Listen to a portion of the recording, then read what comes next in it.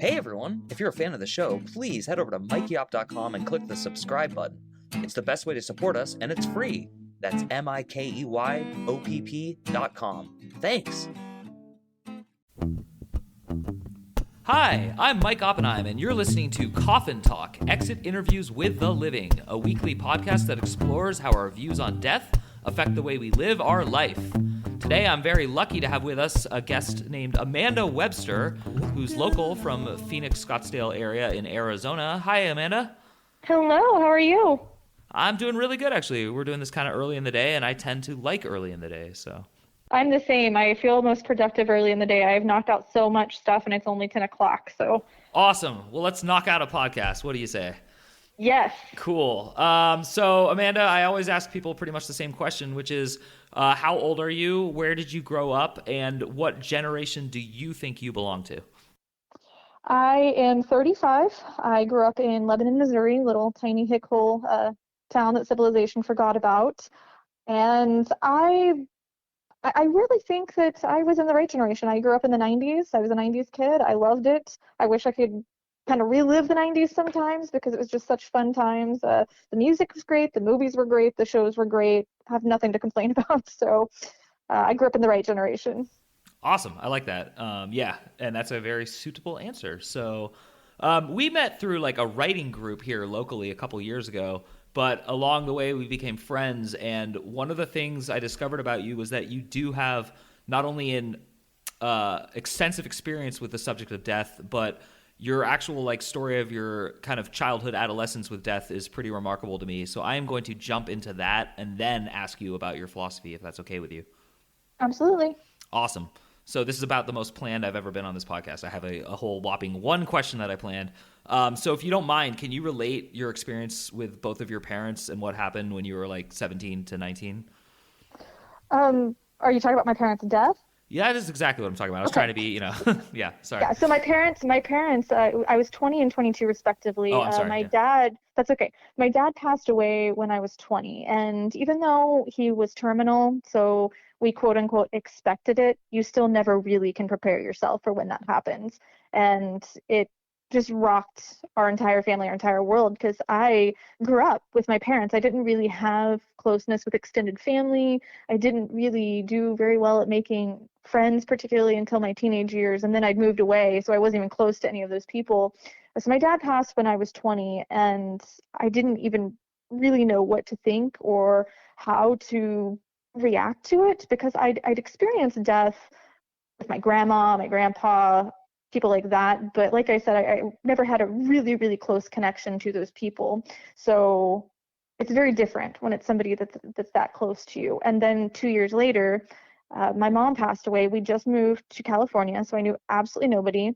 I was in this new town, and my mom was everything to me. She was really, that one thing that I had left, and I was so very close to her. We were best friends. And even though I was 22, we were still living together. We still had a very, very close relationship.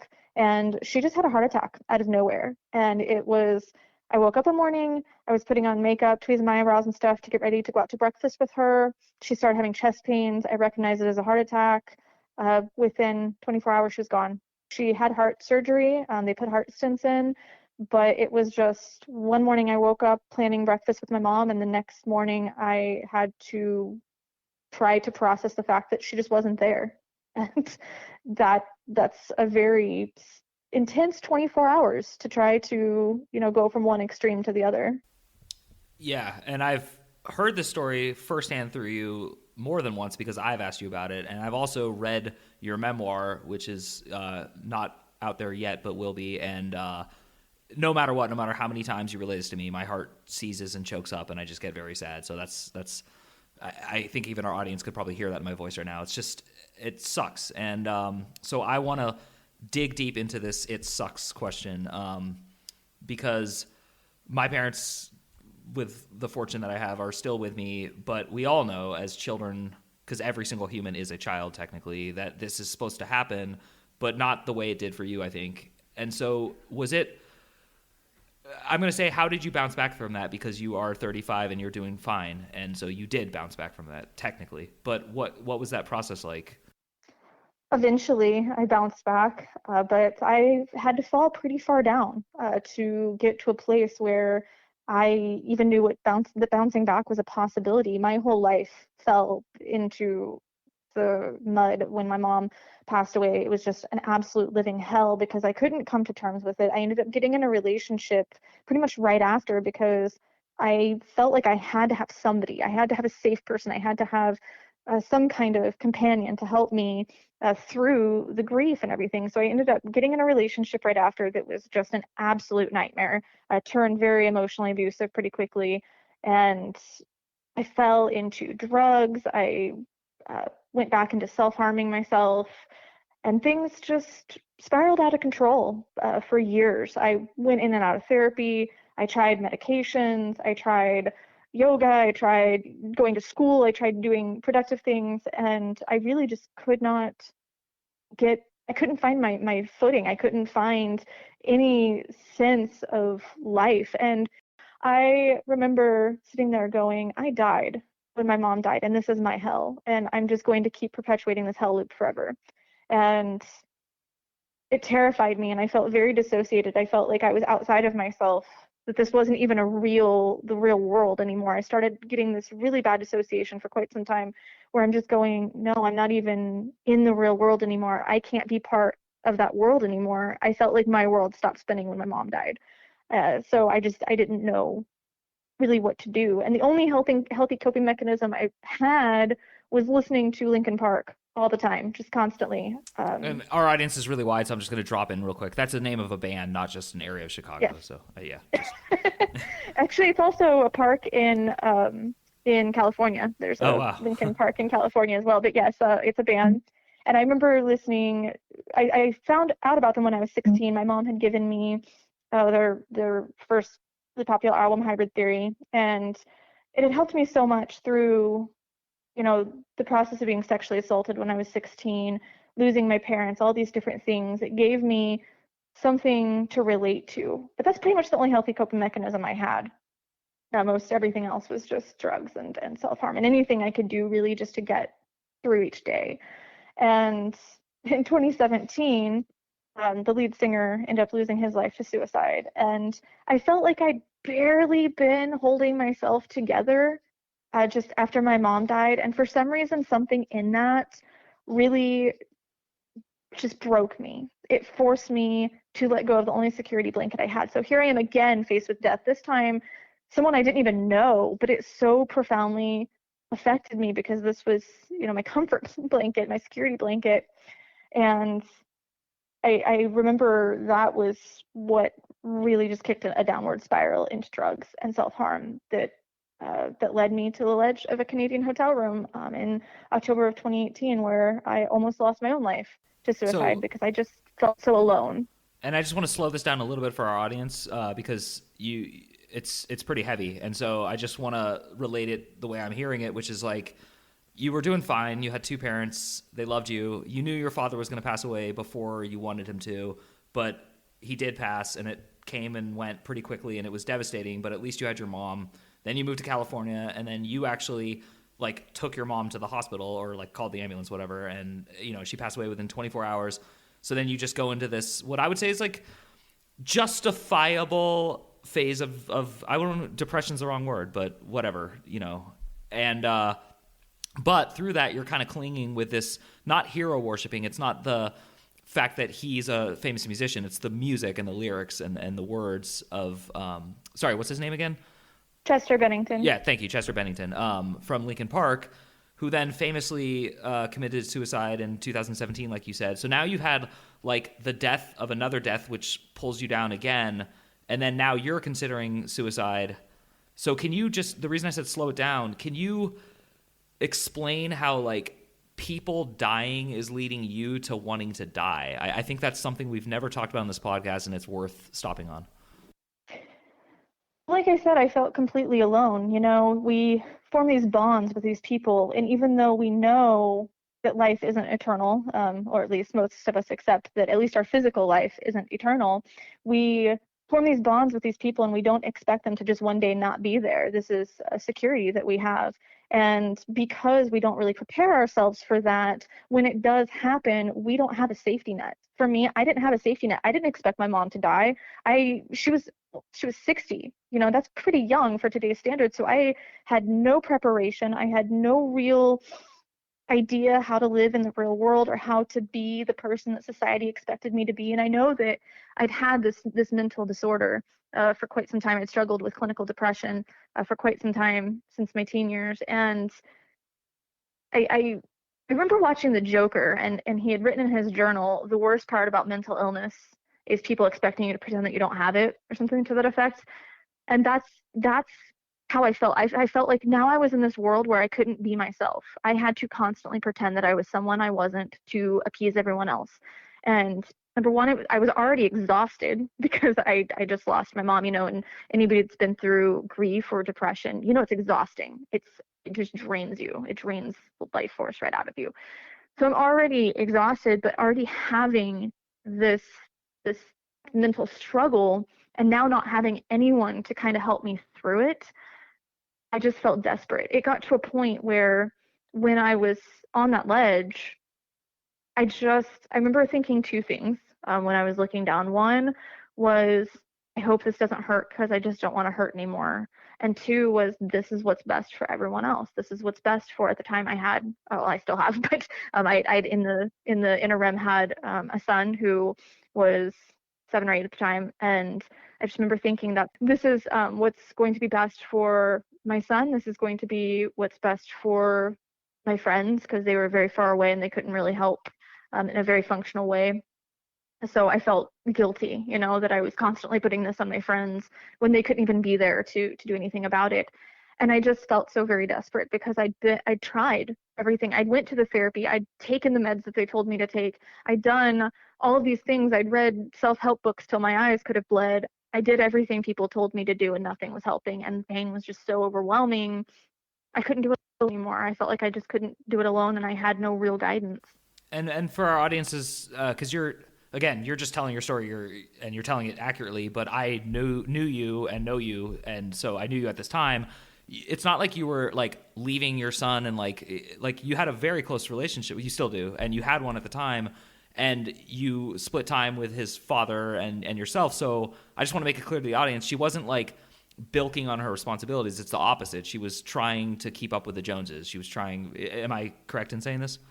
Yeah, absolutely. Like I said, I thought it was what was best for him. People say that suicide's a selfish decision, but when you're in that mindset, you think it's what's best for everybody in your life. You've come to the conclusion that you're a burden. This is what the darkness in your head tells you. You're a burden. You're a terrible parent. You're a terrible friend. You're a terrible partner, and everyone would be better off without you. So at the end of the day, it comes down to, I'm doing what's best for everyone else. Yes, I hurt, and yes, I had this overwhelming pain, and I didn't want to feel that anymore.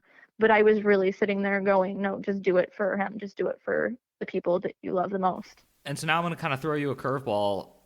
In that moment, did you at all think about what might happen to you after you died? Not like the pain of the splat on the sidewalk, but like after that, like where your consciousness would go. Is there a hell? Like, did you have any of those thoughts in that moment on that ledge? It's something that had always bothered me before because I was raised Baptist. I grew up in the church, and I kind of denounced my faith in my late teen years. It's something that I ruminated on a lot because I always had this fear of death. I was always terrified of dying. I was either terrified of dying because when I was religious, I was told I wasn't good enough. That's the thing of religion. You're constantly told you're not good enough. You have this inherent sin. No matter what you do, you're still this bad person. That's kind of the message that I get from organized religion and the Judeo-Christian faith. That was the message that I was being sent as a child. Then when I denounced my faith just because I didn't believe, I wanted to, but I just couldn't bring myself to believe anymore. Then I had this fear of death because I'm going, okay, well, it's just lights out and that's it. And there's nothing after that. So to me, my fear isn't hell. I don't believe that there's a hell. My fear is it's just there's nothing, that we're going to die and just not exist. And that terrifies me because I like my existence. Even in the painful moments, I didn't want it not exist. But it finally got to the point where I just went, I don't care. I don't care. I cannot take this pain anymore. I don't care. I felt like I'd already been in hell. As I said, I felt like I'd been in this perpetual hell loop. So in my head, nothing has to be better than this. And no, I really didn't have any more fear when I was standing there. And that's the most dangerous place to be, truthfully, is when you're not afraid anymore. You're not afraid of what could happen. You know, what could happen to the people in your life, what could happen to you after you die. You have no fear. I was just standing there going, I don't care at all. And so I am going to let you, I'm not let you, I'm going to ask you to complete that story eventually, but I want to still hang in this like limbo territory. So currently, right now, do you have a quote unquote fear of dying because you think that's it, lights out, kaput, nothing else ever again? Yeah, yeah, I do have a fear slash discomfort. Most people, when they lose somebody, you know, they have that comfort of believing, oh, I'll see them again one day. Oh, they're watching over me. Oh, they're out there somewhere. You know, and we have that comfort. Most people have that comfort of believing that they're out there somewhere. They're not gone. But when you have the belief system that I almost want to say unfortunately have, it's not that I want to have it, it's just what I believe. Um, it's really hard to cope with that. Yeah, and I definitely agree. So how do you live your life now? And again, I am going to go back to that story, so I will circle back. But I want to know right now, in the time since that moment on the ledge, obviously you didn't jump, and obviously you're still here. And I know that things are much better now, much, much, much better. I'm actually going to make you plug your programs and what you are now doing for a career. But how does that weigh on you? This fear, like how does it motivate the decisions you make while you're alive? Well, I realize that the time that we have here is very limited, and whether there's something else or not is kind of irrelevant because this is our human experience. You know, right here, this is what we get to, this is our playtime, this is our recess, you know. So whether there's something else is kind of irrelevant at the end of the day because this experience will end one day. And pretty much everybody can agree with that, whether you believe that there's something else or not. We all understand that our experience in this human form will eventually end. And now I look at it more like a video game as opposed to that dread feeling of getting up in the morning. I look at my life as a video game. So I get up and I go, okay, I'm probably going to have some monsters to slay and I'm probably going to have to collect some items today because, you know, that's life. And when you think about it, if you're a nerd like me, nobody's going to buy a game where you just walk right in, save the princess, and that's it. You just walk right in, you pick her up, you leave. You know, what kind of game would that be? That would be boring as hell. And I feel that we ignore that life is also like that. Stuff's going to happen. Uncomfortable stuff's going to happen. Tragic stuff's going to happen.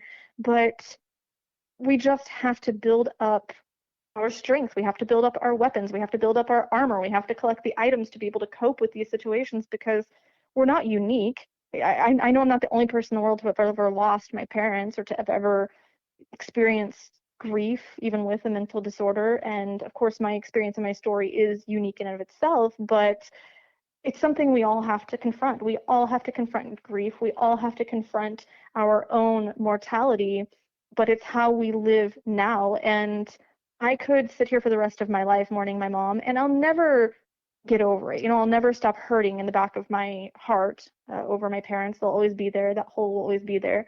But I can choose to make them proud, or I can choose to just lay down and die. That's incredible. And I definitely now want to complete the story of what happened on that ledge and what happened since and why you now have this very healthy attitude, which I do want to repeat for our audience.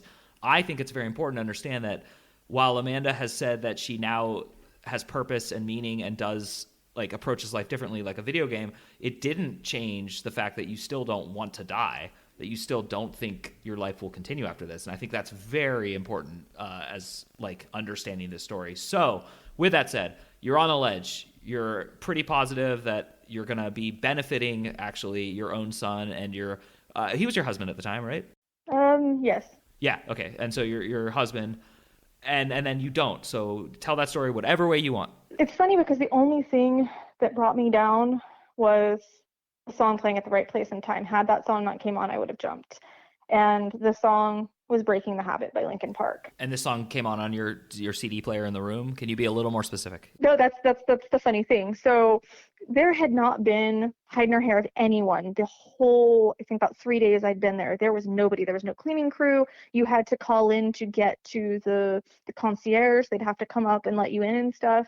I mean, even the guests weren't really out and about. There was nobody. And my room was in the middle of the hallway. So it's not like it would be the first room that somebody would go to for cleaning or whatever.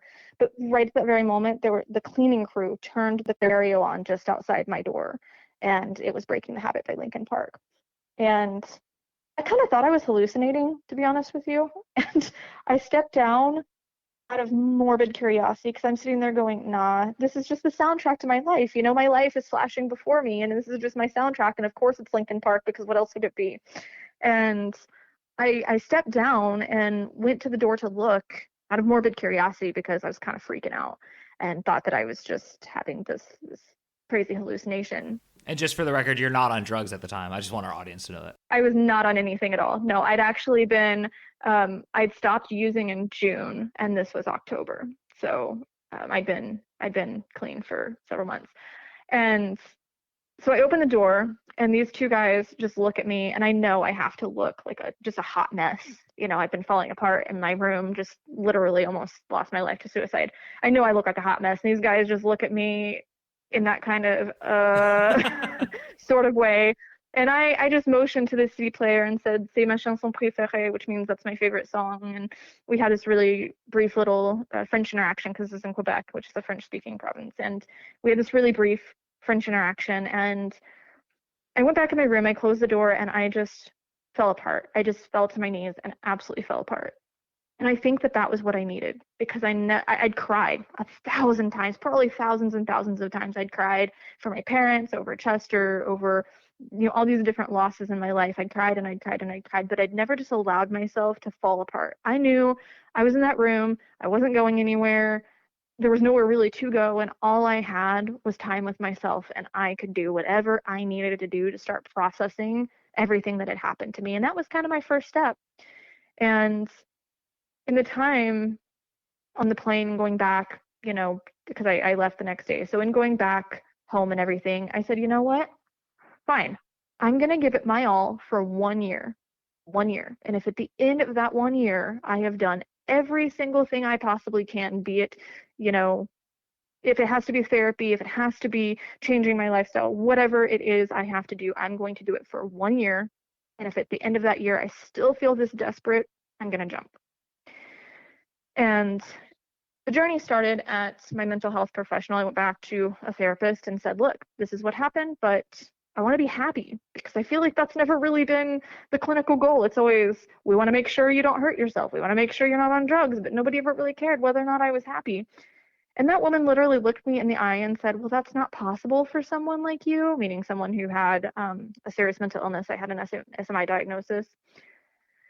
And I tell you, that just lit a fire under me. So if I wasn't already motivated enough after having this experience that brought me off the ledge and everything, that was just my Elle Woods in the bunny costume when Warner told her she wasn't smart enough for law school, because I knew I had to prove her wrong.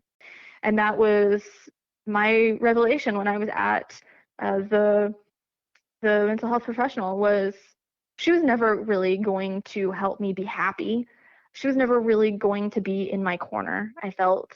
And I knew I had to do it on my own. I knew I had to take control, and I had to take my power back, and I had to change my lifestyle, because my lifestyle was not conducive to mental health in any way, shape, or form. And I hadn't really come to terms with that. I kept constantly relying on external factors, be it my parents, be it a therapist, be it Chester, be it medication. It was always something else has to fix me. When I wasn't really broken, I just needed some direction. I just needed a solid foundation. And so I'm spellbound, and I love this story. Obviously, this is like the most feel-good story ever, and you're here telling it live, so the audience knows the ending, which is my other favorite part about this. So what was the road like then? What did you do? How did you like prove your own potential to yourself and others? Well, really just to yourself.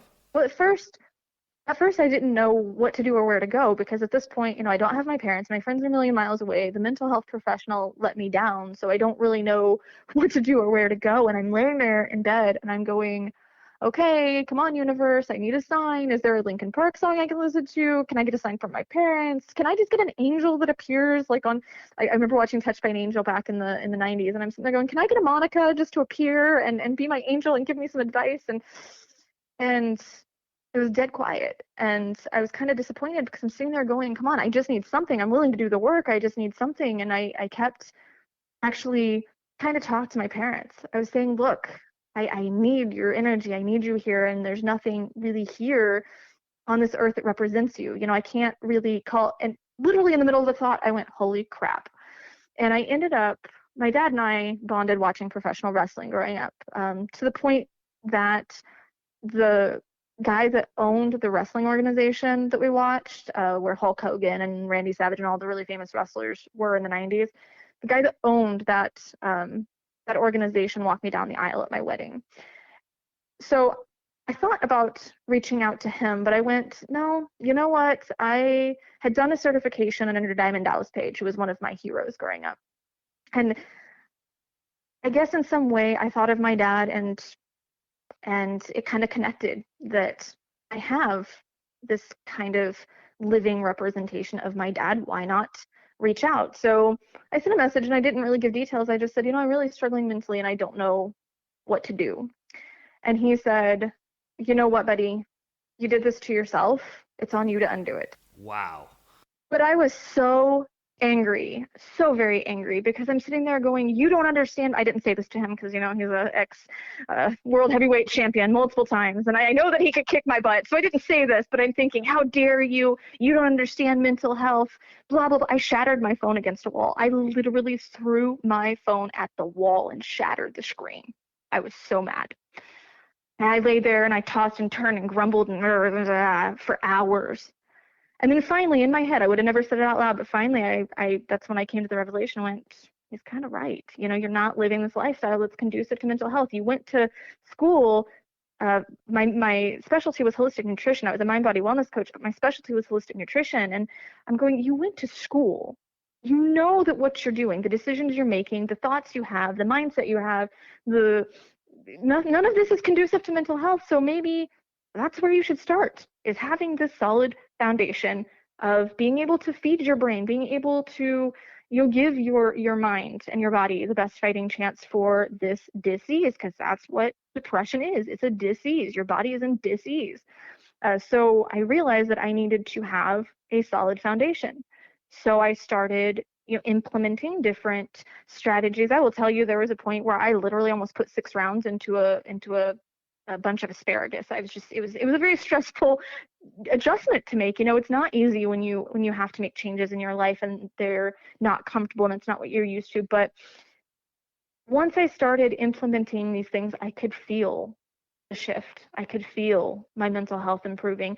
And I ended up dubbing them, because it took me quite a while to really get into a place where I felt happy. And I was told this wasn't possible. I was told that once you had a serious mental illness, the diagnosis for a serious mental illness, that's lifelong and you'll never be decertified.